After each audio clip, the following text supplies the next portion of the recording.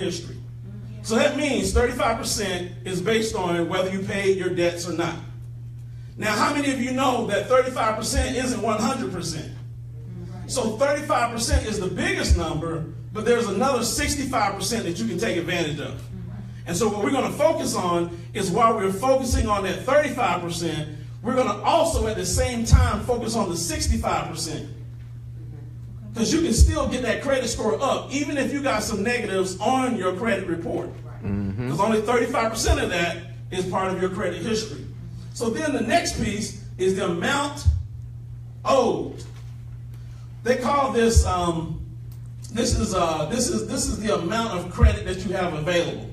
Your credit availability and what you've already used. It's called credit utilization. So if you have, let me give you an example. If you have a $1,000 credit card and you got $1,000 that you maxed it out to, you have 100% credit utilization. What you really want to do to have a good credit score is maintain and keep your utilization rate under 30%. Okay? So that's for individual cards as well as cards put together. So you want to keep that credit utilization down by 30%. So if you've got some credit cards that are maxed out, what we want to start doing is we want to start getting rid and start paying down those credit cards. Why? How much percentage is that? That's 30%. That's a big chunk. And then what we're going to do is we're going to teach people how to do income shifting. Because see, if you need to pay off that credit card debt, and people say, well, I ain't got no money, I'm living paycheck to paycheck, I don't know how to pay off this credit card debt. Well, what we're going to do is we're going to teach you how to income shift, adjust your W-4, get some cash, and start paying down that credit card debt. Everybody understand that? Yeah. So we got a special program that's going to have a debt eliminator in it. We're going to teach people how to use the W-4, get some cash, then take that cash, and the debt elimination tool is going to teach you how to pay down your credit, because that's 30% of your credit score. And everybody can do that. Like, everybody can start paying off some debt. Now, let's take a look at the next biggest one. 15% is the length of credit history. Now, I know we got a lot of you guys out here that's young, so you don't have as much credit history as maybe I have or anything like that, but we got some strategies on how you can get some credit history, right? It's called authorized user. If you got somebody that you know that has a good credit history, they can make you an authorized user on their account. They don't have to give you the credit card. They just put you as an authorized user, and you now get a portion of their credit history on that account. Right? Yep. So we're going to start teaching you about some things. Now, you might hear some people that will also talk about trade lines. Go buy you some trade lines. We're not going to tell you about trade lines. I'm going to tell you why. One, trade lines, what I've looked at, is about $1,000 to $1,500. That's a lot of money to spend for some trade lines. And basically what it is somebody's made you an authorized user on their credit card. The problem with trade lines is usually they only make you an authorized user for about 60 days. And then they take you off. So what happens is your credit jumps up real quick. And then when they take you off, it goes right back to where it was. Now, if you're trying to get into a house or something like that, that might be a reason that you would do it. But $1,500, my God, that's a lot. Okay, so we're going to talk about some other ways of doing that. Then we got credit mix. Here's what credit mix means. You can't have the same type of credit. Like, I looked at my credit and I don't have any debt. So I got dinged because I don't have any credit mix. I need an installment loan. I need a credit card. Now, I do have a credit card. I'm not using it, but I do need a credit card. But it said because I didn't have any installment loans, that my credit was dinged because I didn't have a mixture of credit. So you got to understand that. That don't make a whole lot of sense to me, but that's how it works. I'm thinking I'm debt free. You ought to be able to give me as much money as you want to give me. But they said, no, we don't know what your history is. Okay? So you got to have a good mixture of credit. You just can't have just one type of credit. So if you got a car loan and a credit card, that's a good mixture. If you got a mortgage, if you got a department store card, you want to have a mixture of credit. It can't just be the same type of credit. And then the last piece is this thing called new credit. Basically, if you go out and you start applying for a lot of credit, what you're going to do is you're going to get something called a hard inquiry on your credit report. and hard inquiries reduce your credit score. So if you think about it, if you're going out here, you're trying to get all these different credit cards, you're trying to get these loans, you're trying to do all of this in a short period of time, it's going to actually reduce your credit score. So we want to be careful when we actually go out and apply for credit. Nothing wrong with applying for credit, but we want to be careful and we want to be mindful, and we want to make sure that when we do apply for credit, that we're using strategies so that we don't have to get denied on the credit that we're actually applying for. See, that'd be a bad situation. You go apply for some credit, they deny you, so you still get dinged and your credit go down even lower. That's a bad situation because you didn't use the strategy. So we're going to talk about that, okay? So how's your credit? Knowing your credit score is going to do you a whole lot of good when it comes to credit repair. What you really need to know is what's on your credit report. So the first thing that we're going to teach you in step one is we're going to teach you how to go get your credit report. You can get your credit report for free. There's a book back there that has a form in it where you can go get your credit report for free at annualcreditreport.com. And you can get your credit report free once a year. Now, if you live in certain states, you can get it more than once a year. If you get turned down for credit, you can get your credit report. So we're going to show you how to pull all 3 credit scores: Equifax, Experian, and TransUnion. Because one thing that you need to know is that everybody or every creditor does not report to all 3. So there will be some stuff on Equifax that's not on TransUnion or Experian. So you need to pull all 3. The other thing that you need to know is a lot of times when you're applying for credit, they're going to pull all 3 and they're going to use that middle score, what they call the middle score. So you need to make sure that all 3 of your credit reports are looking good. All right? Now, the next question is, do I need monitoring? You guys ever heard of credit monitoring? Where you got your credit that's being monitored? Well, if you're going to be working on your credit report, your credit score, don't you want to track and see how effective it's going to be? So the answer is yes, you need monitoring, because while you're working to improve your credit, you want to see how your credit is improving with all of the strategies that you are using. Does that make sense to everybody? Yeah. Now, when you go out and get credit monitoring, anybody ever done credit monitoring? Anybody know what the cost is? Like 19 a month. 19 a month? Okay, that's a good one. 69. That's a pretty expensive one. On average, credit monitoring is about $35 a month. Okay? $35 a month. But y'all know Myecon, right? Y'all know Myecon. Myecon is something special. So not only do we have the credit site where we're going to teach you how to repair your credit, but we also have a site called 750 Monitoring. And at 750 Monitoring, you're going to be able to get 6 months of credit monitoring for $20, and you're going to be able to get 12 months for $30. Woo! Yeah, that's what I'm talking about, okay? So see, while everybody else is paying $35 a month for credit, you can get all 12 months for $30. Oh, man. Oh, right? man. That's pretty powerful. Oh, man. That's pretty powerful. Now, the other thing that you can do is you can also pull your scores. So you can pull one score for $4, or you can pull all 3 bureaus for $8. $8. Wow. Oh, man. Now, how many of you know how much it costs to pull your credit scores? Oh, man. It's about $9 a pop for each one. So that's about $27 to pull your credit score. So what you're going to do is you're going to be able to pull, if you just want to get Equifax, you can get Equifax, or you can pull all 3 for $8. Now, because we've kept these prices so low, you know how Myecon does. We keep these prices so low. There is no CV on the credit monitoring. Okay? That's Don't fine. get mad. There's That's no fine. CV on the credit monitoring. Okay. All right? But we kept it really, really low. All right? So that's really, really important. Okay? Now, let's talk about step 3. Once you get your credit report, the first thing you want to do is you want to look over your credit report, and you want to look for any errors that you might find on your credit report. So once we find those errors, we're going to write them down, and we're going to rank them.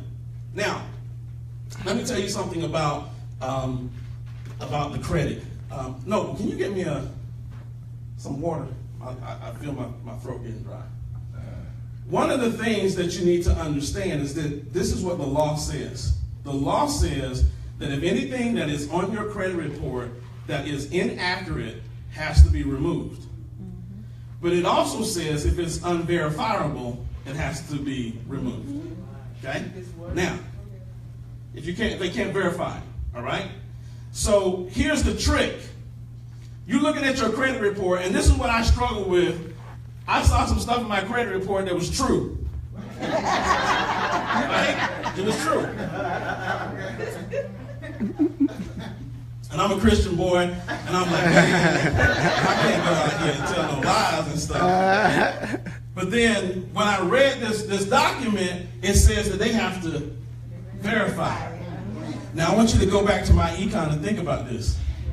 See, we can write off all of these expenses in our business, but we got to keep good what? Records. Come on, y'all didn't hear me. We got to keep good records.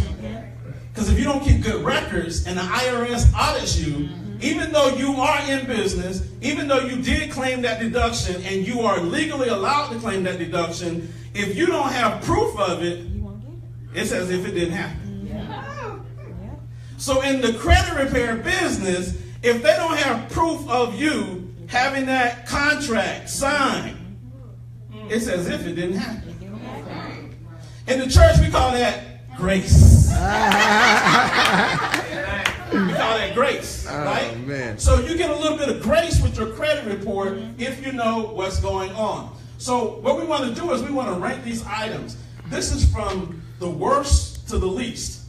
So bankruptcy, foreclosure, repossessions, loan defaults, court judgments, collections, past due payments, late payments, and credit inquiries, right? So that's like the rank of your scores, or what's worse on your credit report. Now here's something else that I found out. Once an item is on your credit report for about 2 years, it don't have the same type of weight as new screw-ups or new negatives, right? So sometimes there's some things on your credit report that you may not necessarily want to remove. Let me tell you why. You got a late on a credit card. You go and you say, well, I'm going to remove this. Well, you get it removed. But now your credit utilization goes up because you had some money on that credit card that would lower your credit utilization, but once that credit card was removed from your credit report, your credit utilization just went up. Also, you might lose that credit history. So you got to be smart about this. You don't just erase everything on your credit report that's negative. You got to take a look at it. Remember, this is about strategies. We're the strategy company, right? Everything that we do is all about strategies. So that's what you want to do. Anything less than 2 years old, we want to get some of that stuff off, but as it gets older, it does not have as much weight. So if you don't get everything off your credit report, it's going to be all right, because it's going to come off in 7 years anyway. All right? So let's talk about step 4. This is where it really got interesting. We're going to start writing some credit repair letters to the credit repair agencies. And there are 4 dispute letters that you want to send. The first letter that you want to send, you're not arguing. You're not arguing with them on the first letter. The first letter you just want to say is, I need you to verify that this is my debt. My alleged debt. Yeah, I love that word, alleged. Yeah. This is my alleged debt. I need you to verify that this is actually my debt, right? And again, I had problems because, I was like, well, I did get that credit card, but the rule says they got to be able to verify that.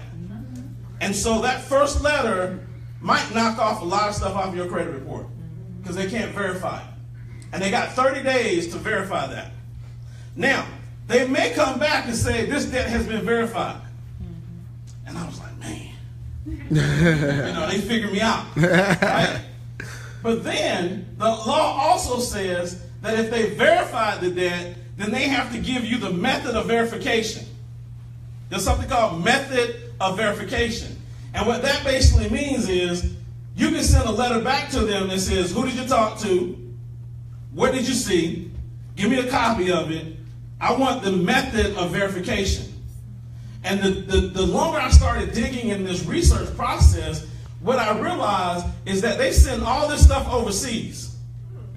And they got people overseas that's looking at your letter, and they put a 3-digit code on your credit report, and they send it back. And they technically did not verify it. I need you to think about that. Think about all the millions of people that probably are sending these letters to the credit reporting agencies. Do you think they're actually verifying your debt and actually see the report? No. So you send a second letter called a method of verification letter. And that letter says, I need to see your proof. Who did you talk to? What did you do? And then there's some strong language in it that says, according to the fair debt collection practices, you're supposed to provide verification of this. So in that second letter, a lot of times you get stuff wiped off on the second letter. But sometimes it just doesn't work. So then you got to be persistent. And there's a third letter. The third letter is a little stronger. The third letter says, listen, you have violated my rights because you have not shown me your method of verification. If you don't show me the method of your verification, then we may have to end up going to court. And then you send your final letter, which is the fourth letter, and the letter is a letter of intent to litigate. That letter says, listen, according to the law, you haven't provided the proof. The next step is for me to litigate. Now, hopefully in this process of those 4 letters, you're going to get much of your credit wiped out as far as the negatives. But there may still be some things that sit on your credit. So what do you do when you're struggling with some things that are sitting on your credit that you can't get off? Well, there's also something called a goodwill letter. Anybody ever heard of a goodwill letter? This is what this letter is for. This letter is for somebody that, has great credit and they missed that payment because they went to the Bahamas and it just slipped their mind and they had a late. But they've been a great customer.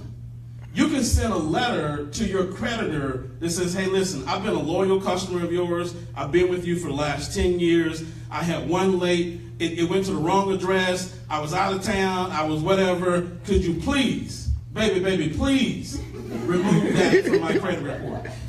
That's called a goodwill letter. Then the last letter is for those things that are on your credit. You know that that's yours. They've been very, very hard about it. The last letter is a pay for delete letter. The pay for delete letter is usually a letter that goes to collection agencies. They've collected on the debt, pennies on the dollar, and what you can write is a letter that says, listen, I know you say I owe $1,000. I'll pay you $500 if you're willing to delete this from my credit report. Right? And oftentimes that will get that removed from your credit report. Okay? So these special letters are really, really important because without these letters, man, you're stuck. And you got to have patience because this doesn't happen in 30 days. It might be 120 days later and you're still dealing with this. But it takes time. Okay? Anything worth it takes time. Now, while you're doing the credit repair letters, we're also going to be doing some other things, but here's something that you also need to do. When you mail your credit letters off, you need to use something what we call certified mail. That verifies that you sent the letter off. Okay, so we're going to have some instructions on how to do that. It takes them 30 days to investigate. Now, online disputes. So I'm a teacher, and I hate to give any wrong information. And so as I was doing my research, me and Mr. Stokes was talking about this, and we were talking about, now the credit bureaus make it very easy for you to dispute online. You can just go online and make your disputes. And so, we're like, well, we just go online and make the disputes. And then I kept finding people that were saying, no, don't go online and make your disputes. And we kept going back and forth, back and forth. And I went and got this book right here. This is like the Bible, the Fair Credit Reporting Act. And what I did is I did some research and I figured out why you have to mail them in versus doing online disputing. Now, online disputing can get a lot of your stuff off your credit. It can work. But the problem is that in that book, when you use online disputes, you give up some of your rights. right? They're real slick about it. It's in fine print, and even in that book is written in Greek. But what they do is you give up some of your rights when you do it online. So one of the things is that when they remove it from your credit, they don't have to tell you. They don't have to tell your credit, the creditor. And what happens is it might vanish off your credit report, but then the next month your creditor puts it back on. That's what they call a ghost removal. All right? So it comes off. You file online, it comes off, but then the very next month it comes back. So that's why you want to mail them versus doing online. Now you can do online. We're not going to tell you that you can't, but I would just spend a few dollars and do it offline based on the research that I was doing. All right, so those are the things that we're going to be doing. So we're going to be working on those negatives. That's 35% of your credit, right? Now, do you remember the 30% that we talked about? That's called credit utilization. How much credit is available to you and how much have you already used? Right? So if you're the type that's maxing out your credit, you're going to be suffering in this area. So what we've done is we're going to show you how to pay down your credit card debt through the process of income shifting. So in the product, it's going to have a W-4 training. It's going to train people how to do their W-4 to get more money back in their pockets. Right? And then they're going to take that money, and we're going to also have a minimize expenses column. You got a cell phone bill you're paying $100 for, maybe you can get it down to $60, you got $40. All we're trying to find is some snowball money. Right? We're just trying to find as much money as we can, and we're going to use that money to start eliminating our debt, because that's 30% of your credit score. So we're going to be doing debt elimination using the snowball method and income shifting in this product. So taking care of negatives on your credit report will only get you so far in the credit repair process. At some point, you're going to need new positive credit history to boost your score. Now, a lot of people say, well, how do I get new credit? How do I get some new credit history?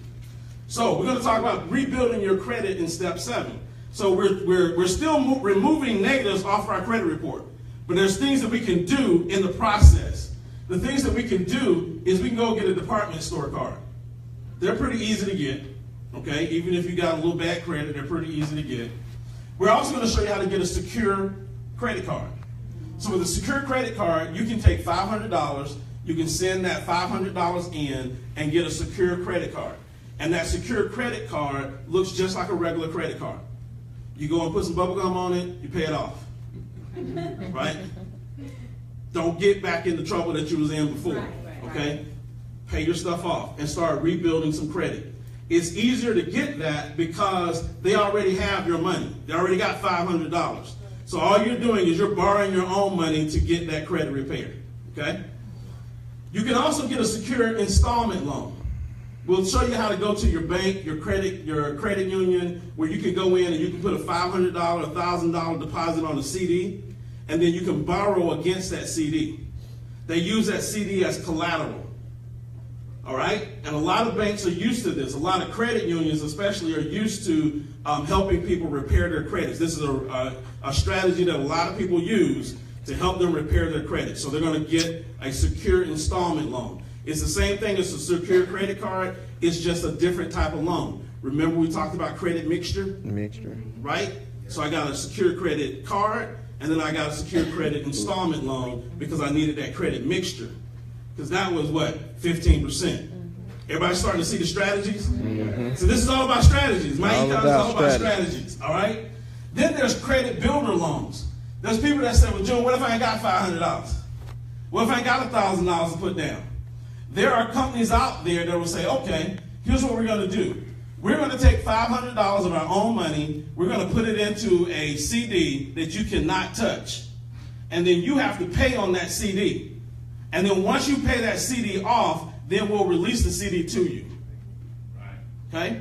So that's for people who don't have any upfront cash to do the secure credit card or the secure installment loan. You can do something called a credit builder loan, and they basically put the money in a CD, but they freeze that money so that you can't touch it. And you start paying against that. And then the final one is authorized user. So you got somebody in your family, a friend that's got great credit, and they've got a credit card that they've been paying on for the last 5, 10 years. All they have to do is they call up their credit card company and authorize you as a user of that credit card. Now, you're going to have some close family members for this, some close friends, because most people say, hell no, I ain't gonna do that. Okay? Most people are going to say that, right? But what you want to understand is that as an authorized user, you don't have to give that person a card. They never get the card. All they are is a user on that account. So they never get the card. But you know how we are in our community. I don't want to hear that. You ain't messing up my credit. Right? So that's why I got that listed last, because you got to have somebody that really love you to put you as an authorized user on their card. All right. So we want to get our credit card mixture, and you want to be careful of the hard inquiries. So as we're applying for credit, you might have some hard inquiries there. I'll take your question in a minute. Now, last thing we want to do on step 8, you want to be patient with the process. Do not give up, because they're not going to immediately start removing these things from your credit. So you got to spend a little time with this. It may take 3 or 4 months for this process to complete all the way through. Okay, but you want to exhaust the process. If you can't get that off your credit, you want to add a statement to your credit file. If it's really serious and you know that that's not yours, then there are some other places that you can contact. You can contact the Consumer Financial Protection Bureau. You can even go get you a credit attorney. But if you know that that's yours, right? You know that's yours, right? I probably wouldn't opt for the last 2. I might just say, well, I tried. All right? I did the best that I could. All right? Okay? Now, let's talk about just, how this all sums up. You want to build your credit while you're disputing the process. So that dispute process may take about 4 to 5 months. While you're going through that process, you want to start rebuilding your credit at the same time so you can get this done. You might not remove all your negatives, and also you want to start paying your debts on time. You want to start your good credit history now. Okay, so start developing some good habits.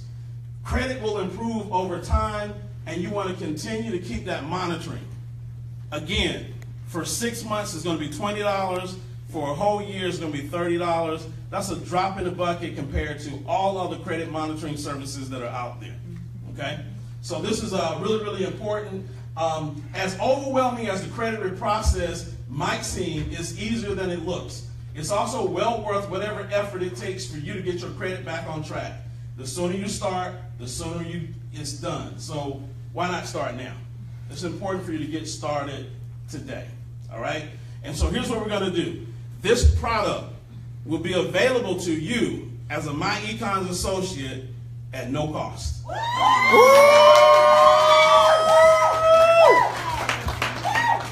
So this is going to be as part of your financial success membership. Wow. So you know that financial success membership that you log into? It's got the cash flow manager and all the other stuff. This will be there. Oh, okay? man. Oh, this man. will also be a retail product that you can sell to retail clients. Wow. So think about this. You got some people at a meeting, and you got some people who we used to say, are you 3, 2, or 1? Are you a 3, you don't see this? You get them out the door, right? Now, if they're a 3, okay, you're a 3. You don't want to do the business. You don't see the business as something that you want to do. But do you like the strategies? Are you in debt? Do you want to get out of debt? Do you want to learn income shifting? Now you will have a product to sell that guy or gal as they head out the door. Okay? So now you're going to have a product that you can sell them, and then they can learn about income shifting. And now that they're learning about income shifting, that gives you a second opportunity to circle back around to them and bring them into the business. All right? So that's what we're working on. Any questions out there? Anything that you got? Yes, ma'am. Just a quick question. The credit reports that come with the programs, will they be considered soft pulls or hard pulls? Great question.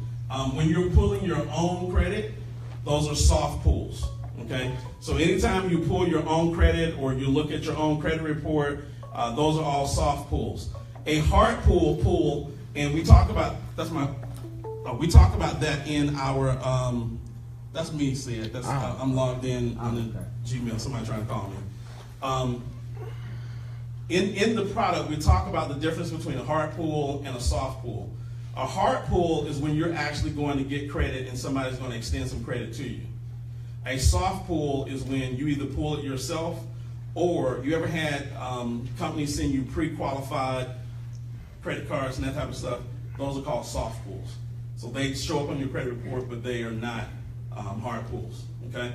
And we'll also show you, there's a letter to show you how to start challenging the hard pulls on your credit report as well. Mm-hmm. 609. Should you also look at the inside of that credit card? Well, here's the thing. If you've got questionable credit, the thing that you want to be concerned with most is what program can I get where they'll give me some credit so I can start rebuilding. So if you got questionable credit or bad credit, it's going to cost you up front anyway. The key is that if you go out and you put something on the card and then you pay it off the next month, then it's not going to cost you so much. See, the key is that we don't want to carry a balance on our credit card. We want the credit card, we want to show that we're using it, but then we want to pay it off. That's why I say go finance some bubble gum and then pay off your bubble gum, okay? Go finance, a meal and then go pay off that meal. So you want to show that you're using the credit and that you're paying it on time. You want to start establishing some on-time payments. And then as your credit starts to get better, then you can call that credit card company and renegotiate for a different card with a different rate.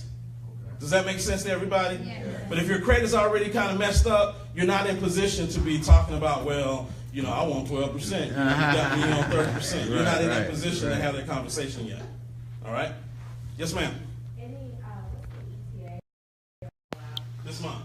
Oh. This month. Can you give us a hint on what the commission would be? $50. When you say 50? Yeah, 50 to 99. $50. That's So- the direct salary, and then of course overrides on top. So the product will be $99. We're going to offer a $50 commission on that product. Isn't that exciting? Wow. Right? $50 commission on that. That's pretty exciting. Wow. Right. So there's going to be some overrides. About 70 bucks. So the total commissions out in the field are going to be about $70. Wow. Okay? But it's going to be $50 a CV. And then, as you know, depending on your upline and your lineage, they get paid overrides as well. So that's why we say about $70 total payout on a $99 product. Wow. Okay? Any other questions? That was a good question. Trey. I don't have a question, but I remember, I don't want to pronounce your name wrong, but I know your Instagram, The Legacy Mom.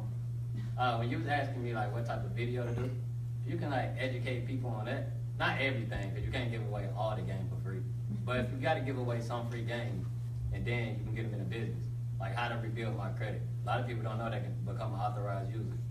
And then stuff like that is what get people interested in your business. But don't ask them to join the business. They're gonna hit you up automatically. Yeah. Right. Yeah. Right. Any other questions? Yes, ma'am. I have a question. I actually started the credit repair with the other company with Myecon. So I was able to increase my score 120 points. All right. So that's why I pretty much came with Myecon, but it was not as cut and dry as this. And because I was kind of confused, I ended up getting a credit monitoring, which is $69 a month. Oh, man. So that's why I said $69, and when they do a pull, it's a hard pull. Right. Which kind of made me upset too. And the reason I did a credit report because the other two credit reports was excellent. It was that one credit report, TransUnion, that for some reason it was super low. So Yeah. Some credit repair companies, they're just a beast. I mean, you just have to beat them over the head, and the good thing is that you can get a lot of it removed. As time goes along, your credit will increase and improve, and you'll get to a point where you won't have to worry about that. I think I have one more question, and I got one in the back. Yes, I have a small question. What's the difference between a soft and a hard? A soft pull it doesn't count against you. So a soft pull is if you go out to annual credit reports, say, I want to see my credit report.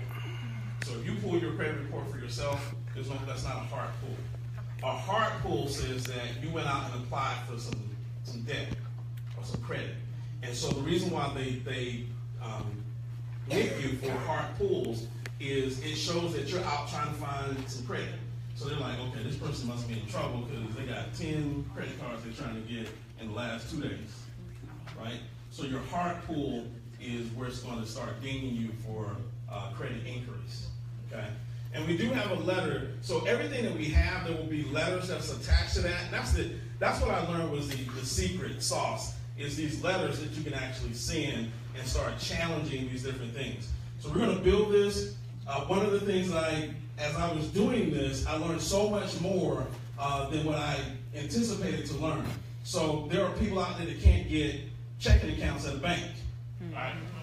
In my process of doing this research, I also started figuring out how I can help back into a bank and get checking and savings accounts. So that won't be a part of this edition of the product, but as we go along, we'll be adding other modules to the product as we go along, because it was just, when you start getting deep in this thing, you start realizing that there's a lot of different things that people don't know, and there's a lot of ways that you can actually recover from some of the financial mistakes that you actually make. I don't know if we're going to go here, but I also did a lot of research on collection agencies. Do I have time? I'm going to talk about 5 minutes on the collection agency.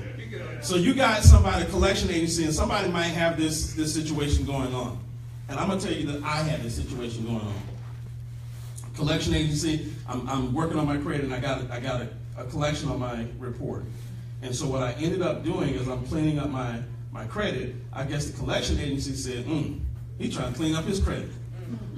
And so they started sending me letters. And then they sent me a lawsuit. So somebody came to my house, knocked on the door, and I had to sign, and they had just served me. Now, some of y'all would just go crazy. Oh, Lord. Right? But let me tell you something. It's nothing to be afraid of. Because when I tell you my story, you're going to go, wow. So they sent me this letter, and so I went down to the courthouse, and I filled out some paperwork, and I said, hey, is there a case where this has happened, where the person has won? And I got the records of a case where someone had won against a collection agency. Now, I didn't know any of this legal terms or any of that.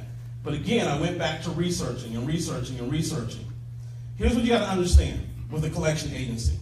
When somebody sues you, if they sue you, that means that you did harm to them. You did some type of damage to that person. Now, the question is, how can I do damage to you when you bought the debt in the first place? So that's the first thing that you will challenge in court. The second thing that you will challenge in court is that they're saying you owe me $10,000, but they paid $100 for the debt. Come on, bro. So if I did damage you, how much did I damage you? So when I go to court, I'm not going to pay you $10,000 when you paid $100 for the debt. So now I go to court and say, okay, here's your $100. I'm going to give you 10 just in case. And we done with it. Right? Preach. All right? So then the other thing is, do they have the right to collect on this debt? They've got to prove that they have the right to collect on the debt. They also have to have knowledge of the debt. What these collection agencies will do is they will hire a lawyer, and the lawyer will go to court on behalf of the collection agency. Now, the collection agency bought the debt from your original creditor. In the court of law, when you go to court, you have the opportunity to cross-examine. You got the opportunity to cross-examine. But you have to cross-examine the person who is knowledgeable of the debt, which is your original creditor. And they cannot do an affidavit. They have to be there. So if the original creditor isn't sitting in the courtroom, there ain't nothing to talk about.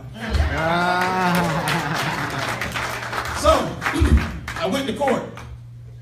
I seen all these people sitting in the courtroom. They were scared. Scared, right?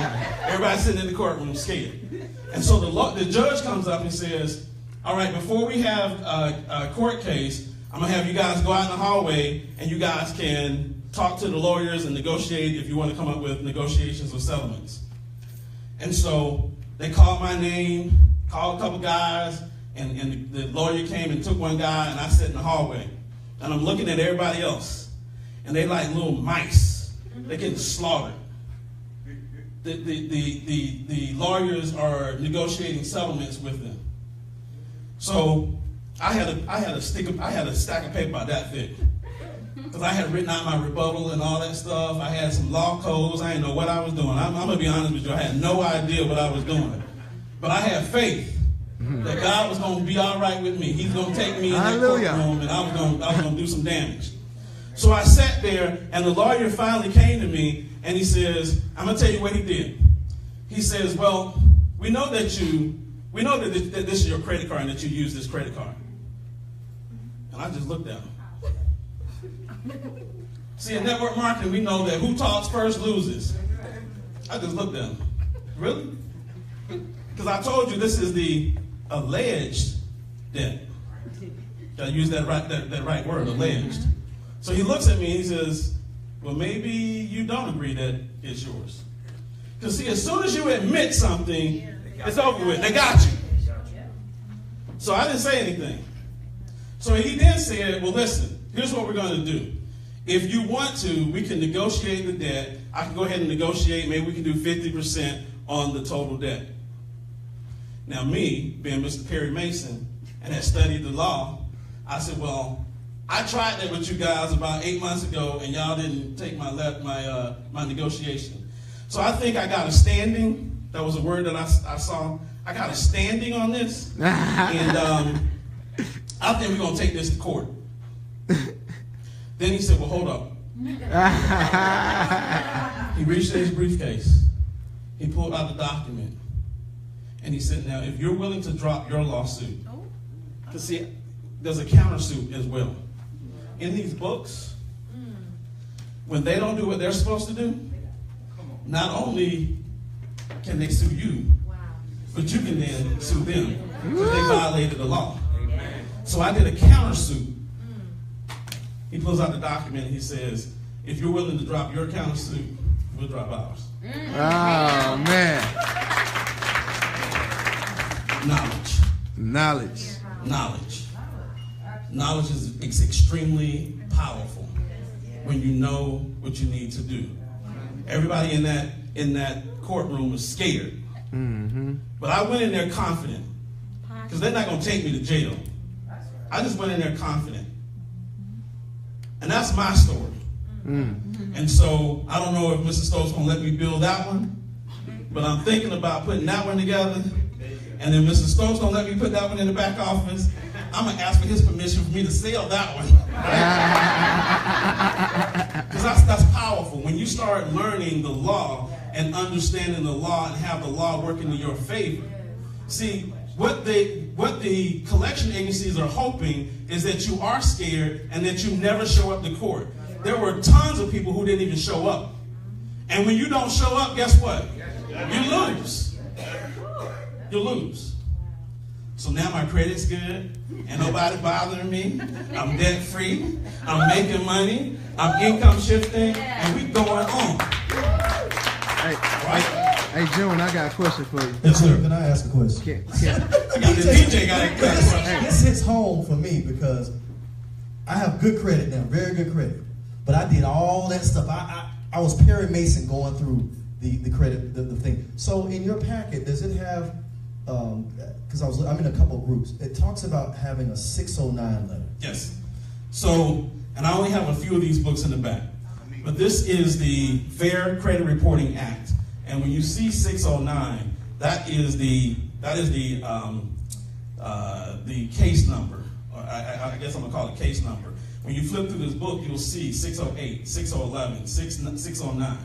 The 609 is where they have to verify your debt and then show you proof that they did the method of verification. That's what a 609 letter is. It's the method of verification, and that's in this book here, 609, okay? Now, you can get these books for free. I'll figure out how to put it out there so that you can order these books, okay? Say it, you got a question, and I'm gonna sit down. I just want to know, can I be an authorized user? I don't need no credit card. All right. Well, ladies and gentlemen, I want to thank you guys. You guys are doing such a great job today. I've learned a lot from you. Learned something here today from you. And we're going to keep this thing pushing. Yeah, awesome job. Let's give it up for June Colley again, y'all.